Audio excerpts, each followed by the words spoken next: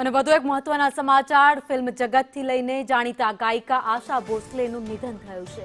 આવતીકાલે 4 વાગે અંતિમ સંસ્કાર કરાશે। તો મુંબઈની બ્રિચ કેન્ડી હોસ્પિટલમાં તેમણે અંતિમ શ્વાસ લીધા। ગઈકાલે તેમને હાર્ટ એટેક આવતા જ હોસ્પિટલમાં સારવાર માટે ખસેડવામાં આવ્યા હતા। તો 92 વર્ષની આ વયે આશા ભોસલે દુનિયાને અલવિદા કહી દીધું છે। ફિલ્મ જગતથી આ એક મોટા સમાચાર, દુઃખના સમાચાર। ફિલ્મ જગતમાં આજે દુઃખની લાગણી જોવા મળી રહી છે।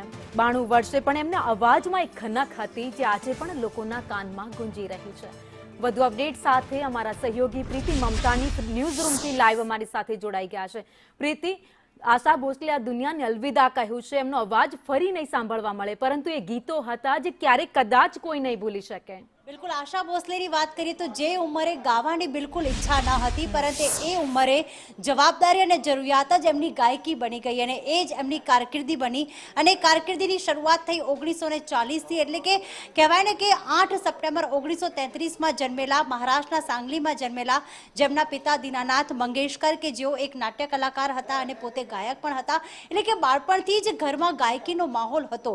પરંતુ 9 વર્ષની ઉંમરે જ્યારે આશા ભોસલેના પિતાનું નિધન થયું, ત્યારબાદ 9 વર્ષની ઉંમરથી જ એક પરિવારની જરૂરિયાત કહો કે માથે આવેલી જવાબદારી કહો, તેમણે પોતાના બહેન સાથે એટલે કે લતા મંગેશકર સાથે આશા ભોસલે ગાવાની શરૂઆત કરી હતી અને એ આજ સુધી થમ્યું જ એટલે કે 92 વર્ષની ઉંમર થઈ ત્યાં સુધી એ ગાતા જ રહ્યા હતા।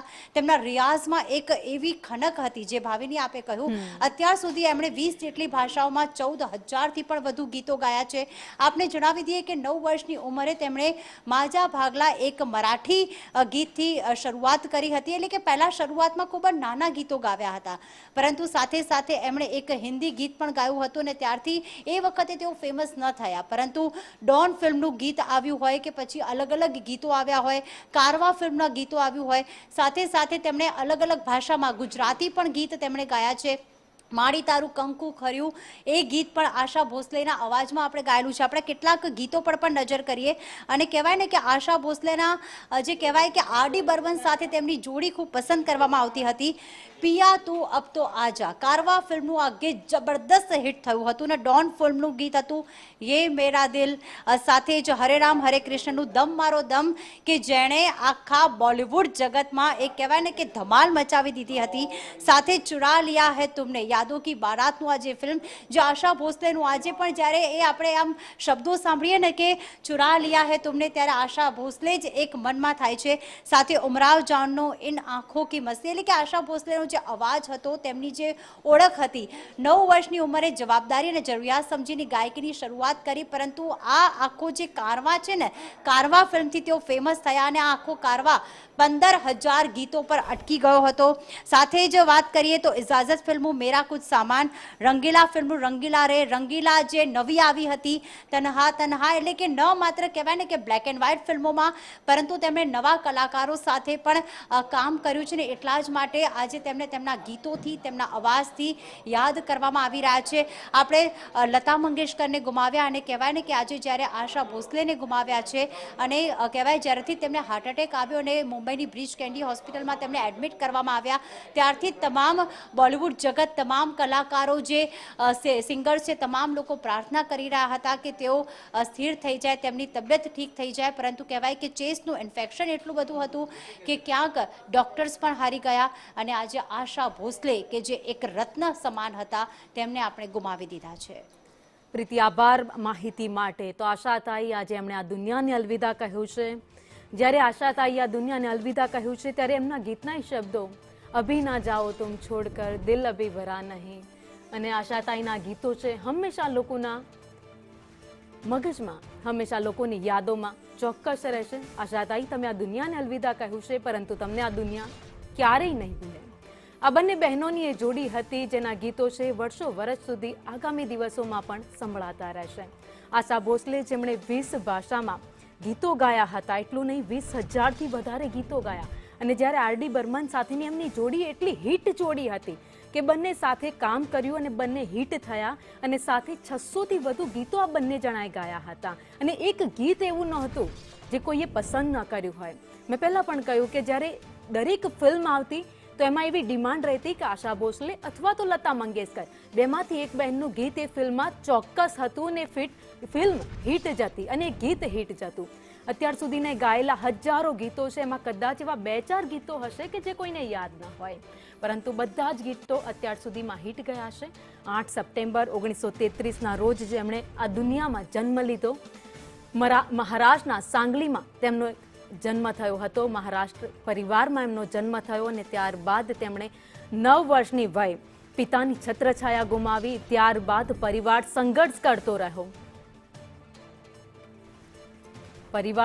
કરતો રહ્યો અને પરિવારની જરૂરિયાતો પૂરી કરવા માટે આશાતાઈએ મહેનત કરવાની શરૂઆત કરી હતી અને ગાયકી એમની મહેનત હતી અને ગાયકી અત્યારે એમને અનેક શિખરો પાર કરીને અહીંયા સુધી લઈ આવી. 92 વર્ષની વયે પણ એમના અવાજમાં એક ખનક હતી. એ અવાજમાં એક ખનક એવી હતી કે આજે પણ સાંભળો તો એવું લાગતું કે આશાતાઈ જે 54-55ની વર્ષે ગાતા હતા એ જ અવાજ અત્યારે 92 વર્ષની વયે પણ સાંભળવા મળતો. ત્યારે આશાતાઈએ જ્યારે આ દુનિયાની અલવિદા કહ્યું છે ત્યારે શોક આખા બોલિવૂડમાં છે, આખા દુનિયામાં છે, વિશ્વમાં છે, કારણ કે કોઈ એવી જગ્યા નહીં હોય જ્યાં આશાતાઈને લોકો ઓળખતા નહીં હોય. પદ્મ વિભૂષણથી સન્માનિત આશા ભોસલે, દાદા સાહેબ ફાલ્કે એવોર્ડથી સન્માનિત આશા ભોસલે આજે બ્રીચ કેન્ડી હોસ્પિટલમાં તેમણે અંતિમ શ્વાસ લીધા છે. મહારાષ્ટ્રના સાંગલી પરિવારમાં એમનો જન્મ થયો. એમના બહેન લતા મંગેશકર જેઓનું 3 વર્ષ અગાઉ નિધન થયું હતું, તેઓ પણ બીમારીથી પીડિત હતા. હોસ્પિટલમાં તેમણે અંતિમ શ્વાસ લીધા હતા. ત્યારે આજે તેમના બહેન આશા ભોસલે પણ ટૂંકી બીમારી બાદ દુનિયાને અલવિદા કહી દીધું છે. તેમના અનેક એવા ગીતો છે જે લોકોના મુખ પર છે. જોકે ગત રોજ તેમને હાર્ટ એટેક આવ્યો હતો, ચેસ્ટને ઇન્ફેક્શન લાગ્યું હતું. ત્યારબાદ તેમને તાત્કાલિક હોસ્પિટલમાં સારવાર માટે ખસેડવામાં આવ્યા હતા. તો આશા ભોસલે બીજા લગ્ન સંગીતકાર આર.ડી. બર્મન સાથે 1980માં કર્યા હતા અને બંનેની પહેલી મુલાકાત 1966માં તીસરી મંજિલ એક ગીત દરમિયાન થઈ હતી. આ તીસરી મંજિલ ગીત એ કદાચ બધાને યાદ જ હશે, જે ઘણું જ ફેમસ થયું હતું. સતત કામ કરતા કરતા બંનેની જોડી હિટ થઈ, સારી મિત્રતા થઈ અને ત્યારબાદ તે પ્રેમમાં બદલાઈ ગઈ અને બંને લગ્ન કરી લીધા. તો આશા ભોસલે 50થી 90ના દાયકાની વચ્ચે ઓપી નૈયર, આર.ડી. બર્મન, ખયામ અને સાથે જ બપ્પી લહેરી જેવા અનેક સંગીતકારો સાથે કામ કર્યું. ઘણા સદાબહાર ગીતો આપ્યા, પરંતુ એક સમય એવો પણ હતો જ્યારે તેમના અવાજને રિજેક્ટ કરીને રેકોર્ડિંગ સ્ટુડિયોમાંથી પણ તેમને પાછા મોકલી દેવામાં આવ્યા. વિચારો કે 92 વર્ષની વય સુધીમાં તેમણે કેટલા બધા અપડાઉન જોયા, પરંતુ તેમ છતાં પણ એમણે હાર નહોતી માની. દિવસે ને દિવસે સંઘર્ષ અને મહેનત કરતા રહ્યા અને આ અવાજ જેમણે આ દુનિયાને આપ્યો છે, જેનાથી અનેક ફિલ્મ છે એ હિટ ગઈ છે. હજારો ફિલ્મ એટલા માટે હિટ ગઈ જેમાં આશા ભોસલેનો અવાજ હતો એમ કહીએ તો નવાઈ નહીં.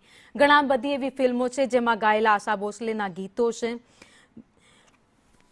જે આપણે યાદ કરીએ છીએ. કારવાનું ગીત પિયા તુમ અબ તો આજા, આ સાથે જ ડોન ફિલ્મ આજે પણ જ્યારે પડદા પર આવતી હોય ત્યારે જોવા બેસીને આશા ભોસલેનો અવાજ આપણે સાંભળીએ છીએ. તો કહેવાય કે બ્લેક એન્ડ વ્હાઇટની સ્ક્રીનથી લઈને રંગીન પડદા સુધીની આ સફર છે આજે પૂરી થઈ છે આશા ભોસલેની અને એમણે 92 વર્ષની વયે તેમને અંતિમ શ્વાસ લીધા છે.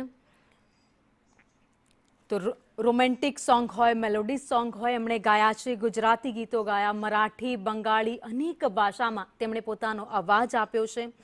જ્યારે પણ એમને સ્ટેજ ઉપર ગાતા સાંભળીએ ત્યારે સૌ કોઈ એ સ્ટેજ ઉપર ઊભા હોય ને સ્ટેન્ડિંગ ઓવેશન આપીને તેમને વધાવતા હતા, કેમ કે આશાજીનો અવાજ એટલો જબરદસ્ત હતો.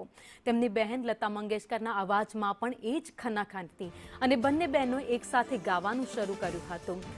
અને લતા મંગેશકર જ્યારે પરિવાર છોડીને ભાગ્યા હતા, તેમણે લગ્ન કરવા માટે પરિવાર છોડ્યો હતો, ત્યારે એક આશા ભોસલે એવા હતા જેમના ઉપર પરિવારની આખી જવાબદારી હતી અને આ ગાયકી જ એમની હતી કે આ ગાયકીએ તેમનો જીવન પર સાથ નિભાવ્યો.